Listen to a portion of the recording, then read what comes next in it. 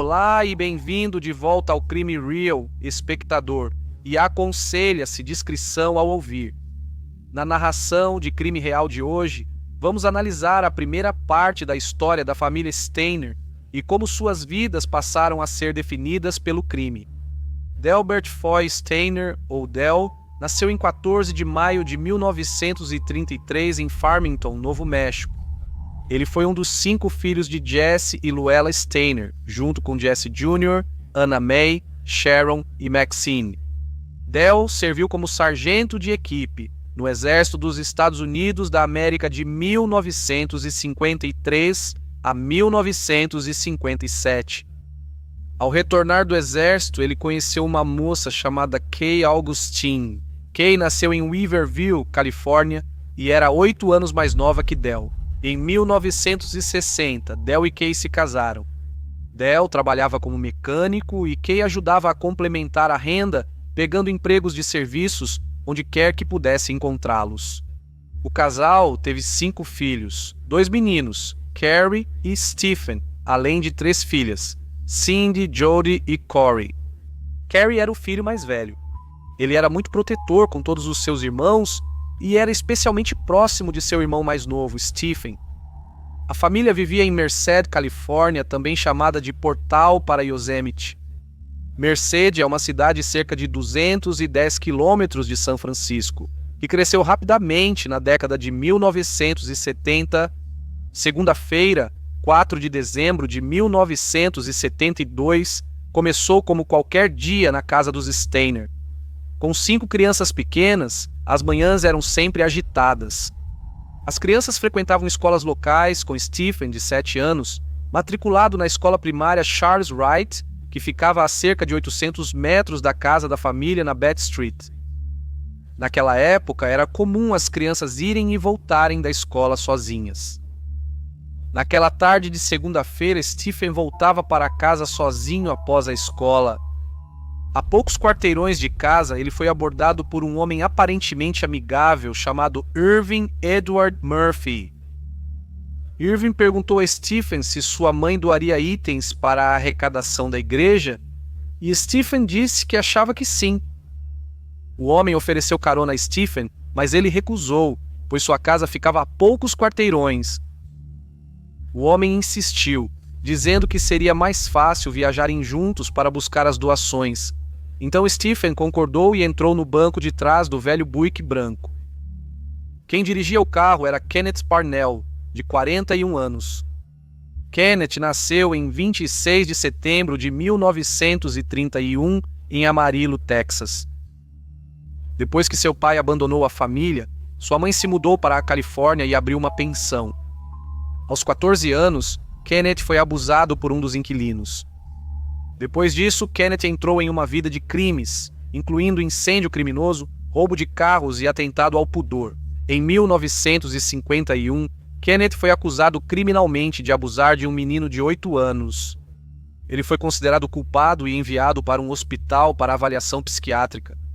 Aqui ele foi diagnosticado como psicopata sexual. Recomendaram que ele ficasse indefinidamente, mas escapou logo depois. 5 meses depois, ele foi recapturado e condenado a 5 anos de prisão. Após 3 anos, em 1955, ele foi libertado condicionalmente, sob a exigência de buscar aconselhamento. Após outro curto período na prisão por violação da condicional, ele se mudou para Utah em 1960 e logo foi condenado por roubo e furto, sendo novamente preso. Ele foi libertado em 1967 com a condição de deixar Utah para sempre. Kenneth se mudou para a Califórnia e trabalhou no Yosemite Lodge, onde conheceu Irving. Kenneth, que frequentemente se referia a si mesmo como reverendo, conseguiu convencer Irving de que era um líder religioso e que estava agindo de acordo com a vontade de Deus ao levar um menino para lhe dar uma vida melhor. Irving, que tinha dificuldades de aprendizagem, foi facilmente manipulado por Kenneth. Ao irem embora, Stephen percebeu que já tinham passado a rua de sua casa. Ao contar isso aos 2 homens, eles disseram que ligariam para seus pais para pedir permissão para ele passar a noite com eles. Stephen estava curioso, mas não muito assustado. Ao conversar com Stephen, Kenneth soube das preocupações financeiras da família e dos problemas recentes de Stephen com os pais. Ele usaria essas informações para manipular o garoto.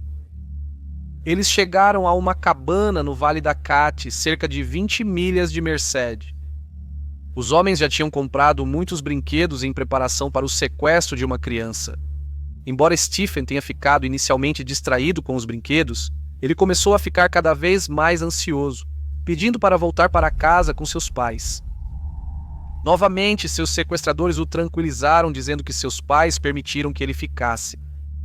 Kenneth, com as informações de Stephen, disse a ele que precisava se afastar da família por um tempo, pois havia se comportado muito mal. Naquela noite, o abuso começou. No terceiro dia, Kenneth saiu e deixou Irving cuidando de Stephen. Quando Kenneth voltou, disse a Stephen que tinha ido ao tribunal e agora o havia adotado legalmente. Kenneth contou que os pais de Stephen não o queriam mais nem podiam sustentá-lo. Stephen ficou chocado e implorou para voltar. Kenneth apenas disse a Stephen que agora era seu pai e que ele se chamaria Dennis. Kenneth pediu a Stephen que o chamasse de pai. Kenneth e Irving decidiram levar Stephen para morar com eles na cabana do Yosemite Lodge, onde viviam e trabalhavam. Após semanas na cabana, Kenneth viu que precisava de uma solução definitiva para manter Stephen escondido e proteger sua identidade. Levou Stephen para Santa Rosa, deixando Irving para trás. O abuso sexual, emocional e psicológico continuou. Kenneth matriculou Stephen na escola local como Dennis Parnell e disse que nunca revelasse sua verdadeira identidade. Quando Stephen perguntou sobre sua família, Kenneth disse a ele que seu pai estava morto e que os outros membros da família tinham se mudado da região. Sob a manipulação de Kenneth, Stephen achava que não tinha para onde ir nem quem o quisesse. Kenneth e Stephen viveram em Santa Rosa por cerca de 3 anos, antes de mudarem-se para outros parques de trailers, cabanas e motéis no norte da Califórnia. Apesar das probabilidades, Stephen ia bem na escola, era popular e tinha muitos amigos. Em algum momento após Kenneth ter sequestrado Stephen, Kenneth se envolveu com uma mulher chamada Bárbara Matias. Bárbara viveu com Kenneth e Stephen por cerca de 18 meses. Foi relatado que Bárbara não só tinha conhecimento do abuso de Kenneth contra Stephen, como também participou ativamente dele durante o tempo em que se relacionou com Kenneth. Enquanto isso, a família Steiner tentava desesperadamente achar Stephen. Del, pai de Stephen, ficou obcecado em investigar pistas e era conhecido por colocar a família no carro e cruzar a Califórnia atrás de possíveis avistamentos. Nenhum desses avistamentos realmente o levou mais perto de Stephen. Com o tempo, o antes pragmático Del afastou-se da família, tornando-se irritado e desanimado. Os relacionamentos ficaram tensos com seus outros filhos, especialmente com o filho mais velho, Carrie, já que a busca por Stephen consumia sua vida. Del e Kay posteriormente admitiram que negligenciaram seus outros 4 filhos durante esse período, pois o impacto emocional, físico e financeiro de procurar pelo filho desaparecido os levou ao limite. Del perdeu toda a esperança. Kay, por outro lado, fez o possível para manter a família unida e nunca deixou de acreditar que seu filho seria encontrado algum dia. Na casa dos Steiner, raramente se falava de sentimentos e emoções. Nenhum dos membros da família procurou aconselhamento ou terapia. Kay nunca teve apoio do pai, que sempre criticou abertamente sua decisão de ter uma família grande. Quando Stephen desapareceu, o pai dela disse que eles deveriam ficar felizes, pois significava uma boca a menos para alimentar e vestir. Os irmãos e irmãs de Stephen acharam extremamente difícil lidar com a perda do irmão. No começo, Carrie saía toda noite de céu limpo para fazer um pedido a uma estrela pelo retorno de Stephen.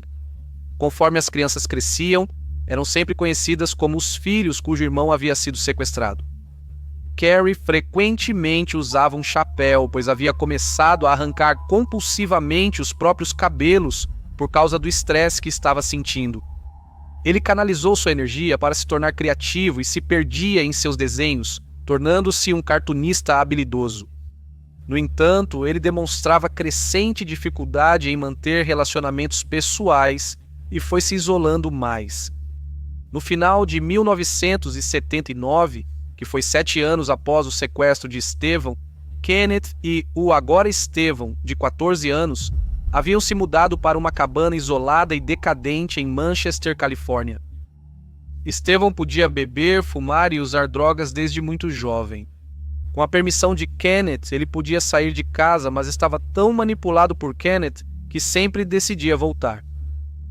Com Stephen agora se tornando um jovem, Kenneth estava começando a perder o interesse sexual nele e queria um novo menino para abusar e controlar. Kenneth tentou convencer Stephen a ajudá-lo a sequestrar outra criança, mas Stephen sabotava o plano ao não seguir suas instruções. Acreditando que Stephen era incompetente, Kenneth conseguiu convencer um dos amigos de Stephen, um garoto local chamado Sean Purman, a ajudá-lo. Ele subornou Sean com drogas e dinheiro e depois o ameaçou para forçá-lo a ajudar no sequestro. Em 13 de fevereiro de 1980, o menino Timmy White, de 5 anos, brincava em frente à casa dos pais em Ukiah, Califórnia. Sean tentou convencer Timmy a entrar no carro de Kenneth. Timmy recusou e tentou correr para casa, mas Sean o agarrou e o forçou aos gritos para o banco de trás do carro.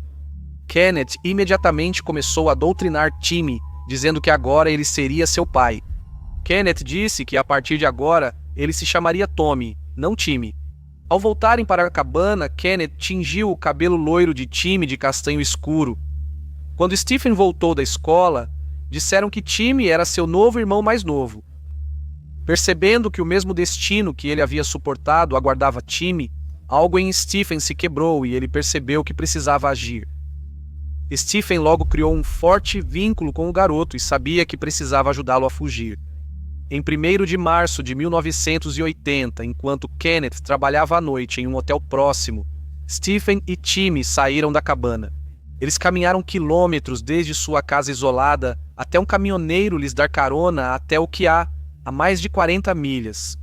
Stephen queria levar Timmy para casa, mas o menino de 5 anos, abalado, só lembrava que morava em Ukiah, sem saber o endereço. Stephen levou Timmy à delegacia.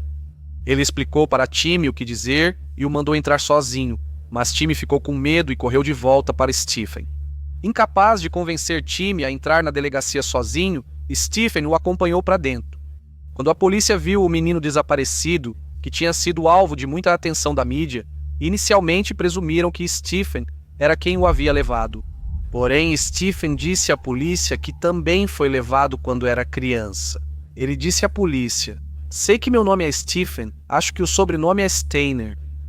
Quando pressionado sobre o que havia acontecido, Stephen contou aos policiais sobre Kenneth, que foi preso e acusado pouco depois. Os pais de Timmy, Andy e James, chegaram à delegacia para buscar o filho, e os pais de Stephen foram avisados que ele havia sido encontrado. A polícia levou Stephen de volta à casa de sua família em Merced. A família nunca deixou a casa, esperando que Stephen um dia voltasse para eles. Quando a polícia chegou com Stephen, a casa na Bath Street já estava cercada por repórteres. Virou uma grande notícia que esse garotinho finalmente havia voltado para casa. Stephen foi aclamado como herói por sua coragem ao resgatar o pequeno Timmy. Logo vieram aparições na televisão, contratos de livros e entrevistas para jornais. Parece que ninguém se cansava desse chamado final feliz incrível.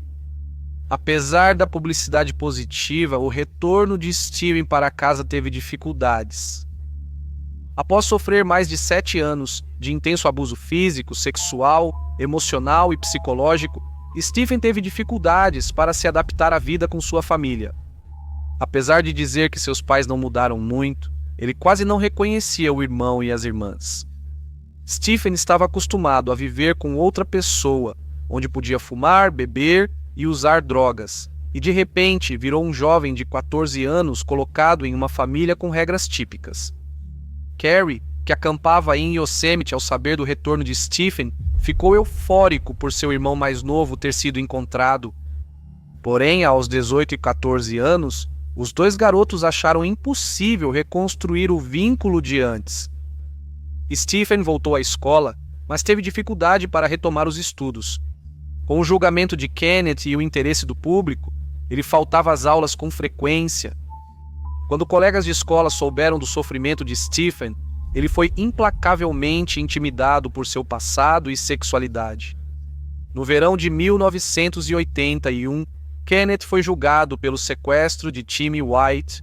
Timmy e Stephen testemunharam e, após menos de 2 horas de deliberação, Kenneth foi considerado culpado pelo sequestro em 2º grau de Timmy.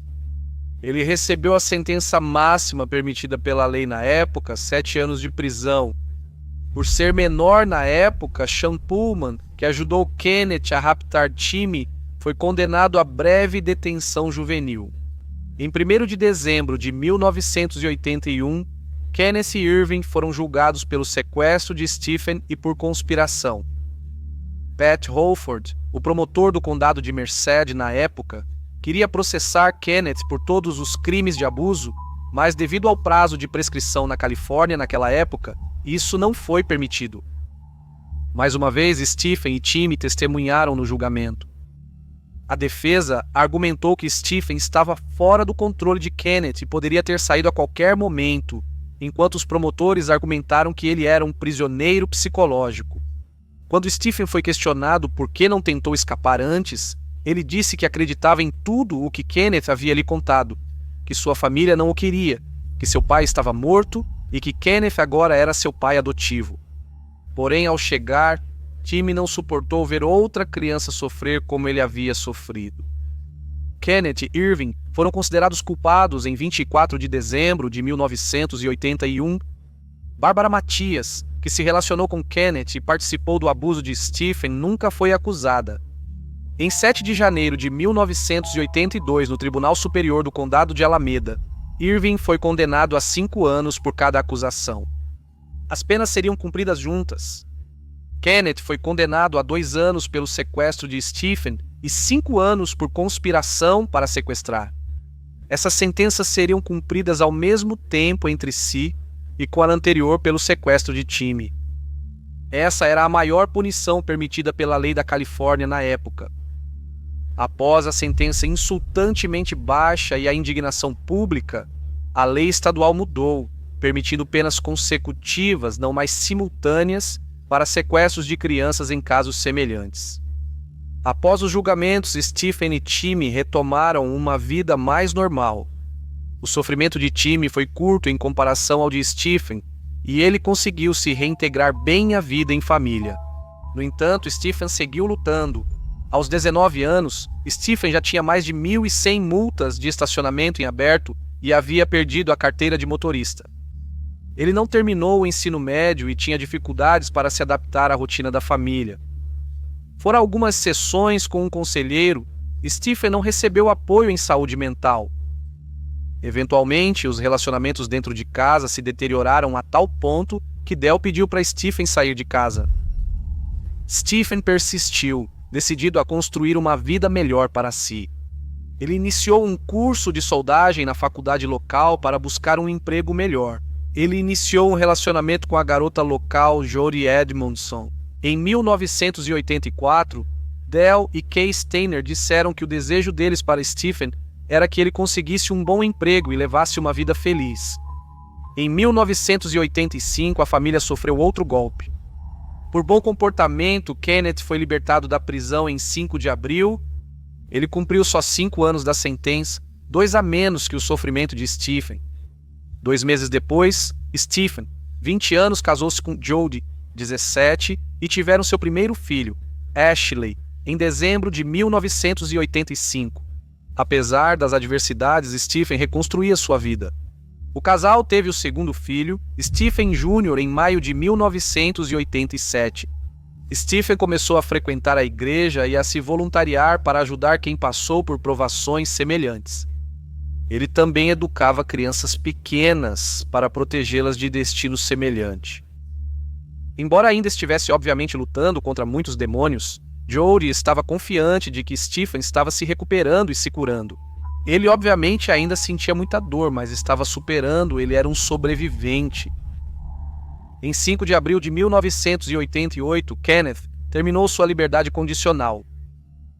A partir desse momento, ele estava livre para viajar para onde quisesse e se associar com quem escolhesse, inclusive crianças. Na mesma época, uma minissérie chamada Eu Sei Que Meu Primeiro Nome é Stephen era produzida com total cooperação de Stephen. A produção foi difícil para Stephen, que se sentiu aliviado ao término. Apesar do impacto pessoal que isso teve sobre ele, Stephen estava determinado a se envolver com qualquer coisa que ajudasse a tornar sua história conhecida e pudesse conscientizar sobre outras crianças. Stephen também estava trabalhando em uma pizzaria local. Em 16 de setembro de 1989, após o turno no restaurante, Stephen voltava para a casa de motocicleta comprada com parte do dinheiro da série de televisão. Um trabalhador de vinhedo em uma caminhonete entrou na frente da motocicleta de Stephen, derrubando-o da moto. Stephen não usava capacete e teve graves ferimentos na cabeça. Ele foi levado rapidamente ao centro médico comunitário de Merced, mas já chegou morto. Ele tinha só 24 anos. Jodie ficou viúva e mãe solteira de uma filha de 3 anos e um filho de 2 aos 20 anos. Os pais de Stephen, Kay e Del estavam acampando quando ocorreu o acidente. Amigos tiveram que procurá-los para contar a notícia devastadora. O motorista do caminhão, Antônio Lura, não parou no local do acidente. Antônio se entregou à polícia em Tijuana 4 dias depois. Ele foi acusado de fuga do local do acidente com agravante e homicídio culposo. Ele foi considerado culpado e condenado a apenas 3 meses de prisão e uma multa de $100. Timmy White, de 14 anos, foi um dos carregadores do caixão no funeral de Stephen. Após a morte de Stephen, Del e Kay venderam a casa da família, afirmando que queriam sair da região para tentar se livrar de algumas das más lembranças. Em 2003, 15 anos após o fim da liberdade condicional, Kenneth foi preso em casa em São Francisco após a polícia descobrir seu plano de comprar uma criança. Em uma operação policial disfarçada, descobriram que ele tentava comprar um menino de 4 anos na internet por $500. Não encontrei informações sobre os 15 anos entre o fim da condicional de Kenneth e sua prisão, mas é muito improvável que ele tenha passado a respeitar a lei nesse tempo. No novo julgamento de Kenneth, Timmy e Sean Paulman foram novamente chamados para testemunhar. O adolescente foi forçado a ajudar Kenneth a sequestrar Timmy. Foi a primeira vez que Timmy e Sean se viram desde o sequestro de Timmy, 24 anos antes. Após breve conversa, os dois se abraçaram e Timmy perdoou Sean pelo sequestro. Em 25 de abril de 2004, Kenneth foi novamente considerado culpado e condenado a 25 anos à prisão perpétua. Ele morreu na prisão de Vacaville em 21 de janeiro de 2008, aos 76 anos de idade. No ano seguinte ao julgamento, aos 30 anos de idade, Timmy White tornou-se um delegado do departamento do xerife do condado de Los Angeles e, assim como Stephen antes dele, fazia palestras para crianças na esperança de evitar que elas tivessem que passar pelo que tanto ele quanto Stephen sofreram. 5 anos depois, em 1º de abril de 2010, Timmy morreu de embolia pulmonar. Ele tinha só 35 anos. Ele deixou sua esposa Dina, 2 filhos, seus pais e sua irmã.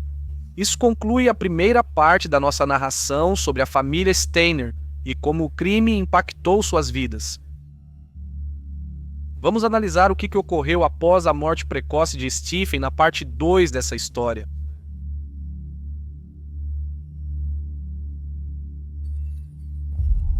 Psst, 28 de agosto de 2010.